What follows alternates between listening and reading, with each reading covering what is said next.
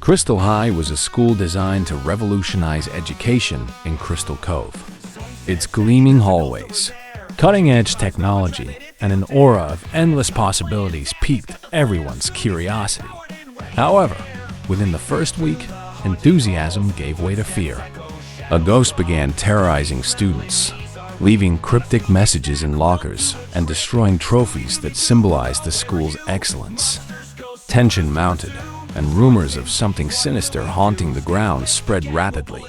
Mystery Inc., renowned for solving mysteries, was called in to investigate the phenomenon before the grand opening ceremony could be jeopardized. Fred, with his knack for leadership, gathered the team to devise a plan. He assigned tasks. Daphne would inspect the destroyed trophies for clues. Velma would analyze the ghost messages. And Shaggy and Scooby would investigate the cafeteria, where many claimed to have seen the spectral figure. Though reluctant, the duo accepted the task, motivated by the prospect of snacks along the way. The school seemed alive, with every sound and shadow amplifying the mysterious atmosphere. Velma began to notice patterns in the messages, and Fred, ever observant, started connecting the dots. While exploring the gymnasium, Daphne discovered a locked cabinet with an old map pinned to its door. Velma noticed that the ghost messages revolved around words like revenge and hidden, suggesting the ghost was protecting something beyond the school's hallways. Fred led the team to the underground tunnels marked on the map, despite protests from Shaggy and Scooby, who were convinced nothing good ever happened underground. Each team member braced themselves, realizing they were about to uncover something far greater than they had anticipated. The tunnels were cold and damp, filled with cobwebs and signs of decay. Daphne found an old wooden box covered in dust containing newspaper clippings about a coach named Jack Warner and forgotten trophies. The headlines suggested he had been unjustly fired after a scandal. As the group ventured deeper, they heard a metallic sound in the distance, but found nothing. Back on the surface, the mystery only deepened. The pieces of the puzzle were coming together, but many questions remained unanswered. Velma, with her analytical skills, researched Jack Warner and discovered his fierce rivalry with Frank Mulligan, the school's current coach. Daphne, searching through library archives, found old correspondence between Warner and Mulligan, revealing tensions over a lost championship. Velma concluded that the ghost might be someone trying to restore Warner's honor or seeking revenge on Mulligan. Fred proposed investigating the destroyed trophies further to uncover any connections to the former coach. Fred set a trap in the auditorium, the ghost's most frequent haunt. Meanwhile, Daphne and Velma interviewed staff and students, uncovering intriguing information about tunnels used during the school's construction to transport materials. Shaggy and Scooby, aiming to steer clear of danger, explored the janitor's closet, where they found old uniforms and a costume resembling the ghost. Terrified, they quickly shared their discovery with the rest of the team. The tension between the clues and the unknown continued to build. While snacking in the cafeteria, Shaggy and Scooby spotted the ghost in the distance. The ghost chased them through the hallways, knocking over furniture and slamming doors.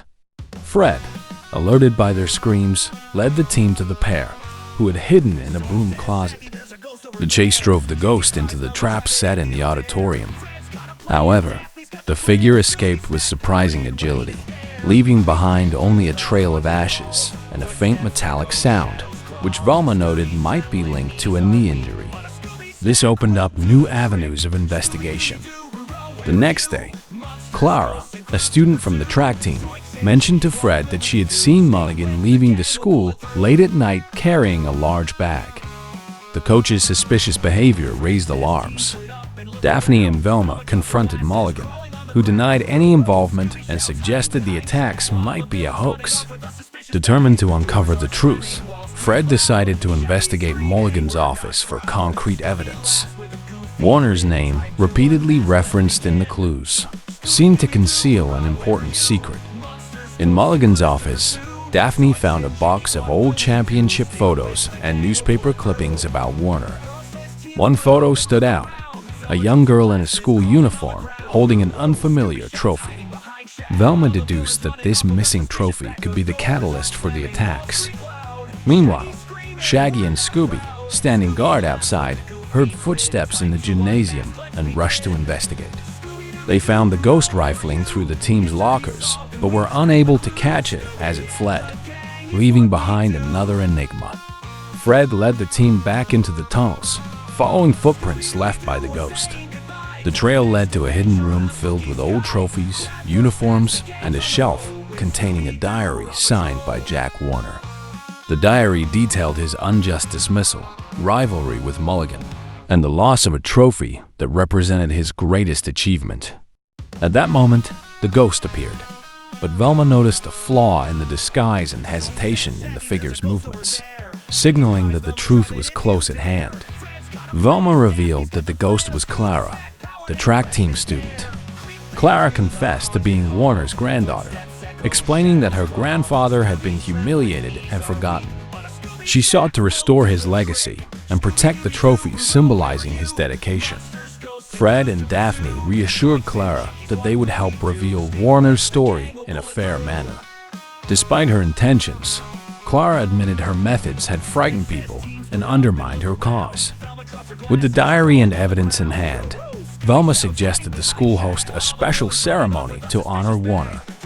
Clara agreed to return all recovered trophies and work with the administration to rebuild her grandfather's legacy. The mystery was officially solved, and Crystal High regained its peace. Fred and Daphne thanked Clara for her honesty, reaffirming Mystery Inc.'s commitment to justice and truth. The school's hallways, once filled with fear, were now brimming with hope. On the day of the grand opening, the ceremony began with a tribute to Warner, recounting his story to the audience. The missing trophy was displayed as a symbol of resilience and justice.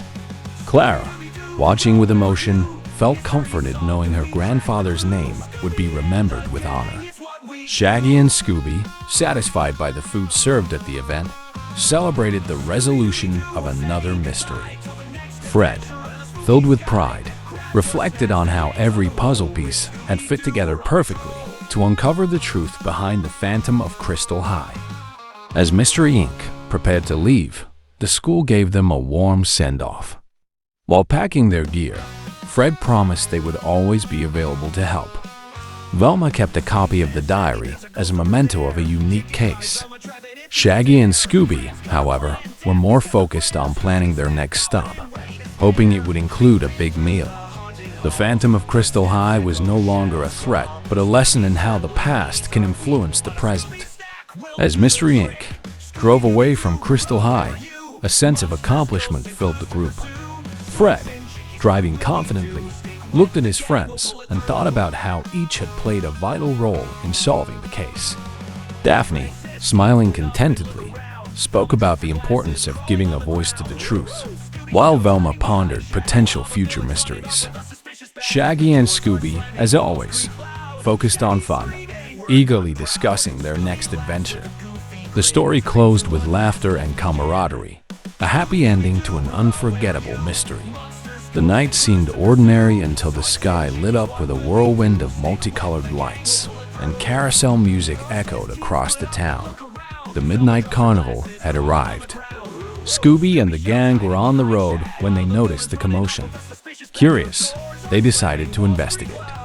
The spectacle was enchanting, but one detail stood out. The Ferris wheel was spinning on its own, even though no one was in sight. Something wasn't right, and the group quickly realized this place held more mysteries than it appeared. Fred, determined to lead the investigation, parked the mystery machine near the entrance. Daphne pointed toward the main gate, adorned with swaying lanterns and a grand arch that read, "Welcome to the Unknown."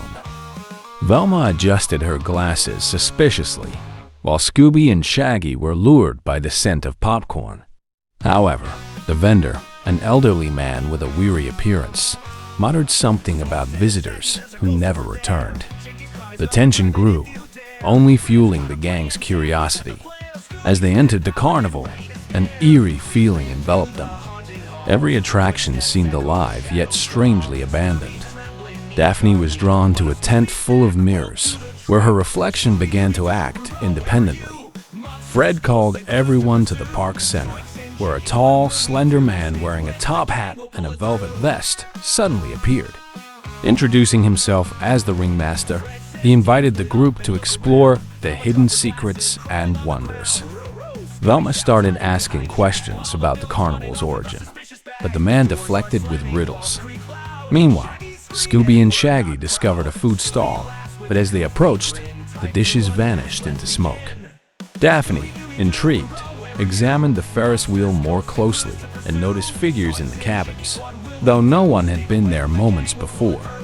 The ringmaster watched from afar, his sinister smile hinting at more than he was revealing. The group decided to split up to better understand the place. Velma and Fred examined the carousel, while Daphne headed toward a magic tent. Shaggy and Scooby reluctantly ventured into a mirror maze. Inside, their reflections distorted into grotesque faces that laughed disturbingly. The maze seemed endless until a hidden door opened, leading them to a dark storage room filled with rusty equipment and old clown costumes. Meanwhile, Fred and Velma found scratch marks on the carousel and strange symbols etched into the wood. Velma took photos, recognizing the symbols as ancient and linked to summoning rituals. In the magic tent, Daphne discovered a locked chest, but as she tried to open it, the tent's lights suddenly went out, and laughter echoed in the darkness.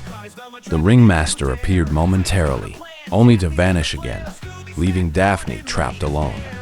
Scooby and Shaggy ran back to Fred and Velma, struggling to recount their findings between screams and stutters. Fred decided it was time to confront the ringmaster.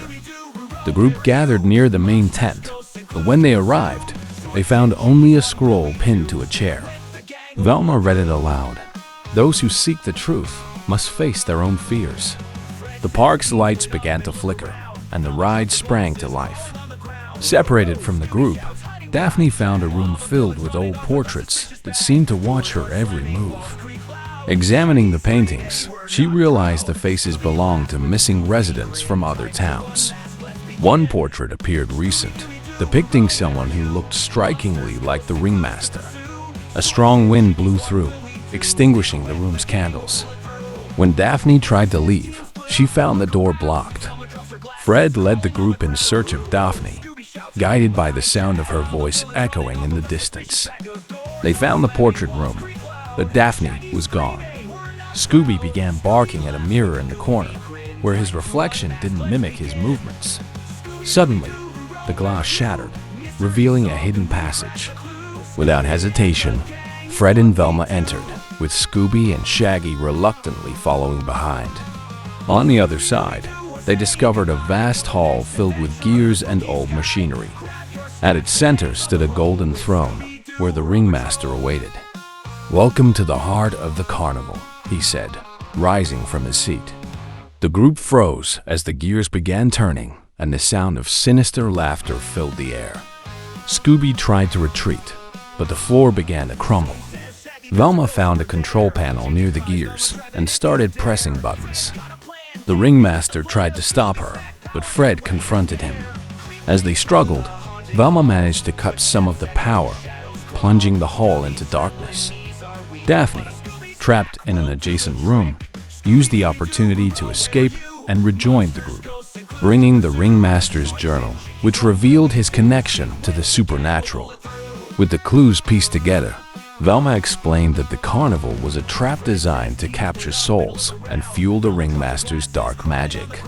Fred devised a plan to trap the man and destroy the machinery.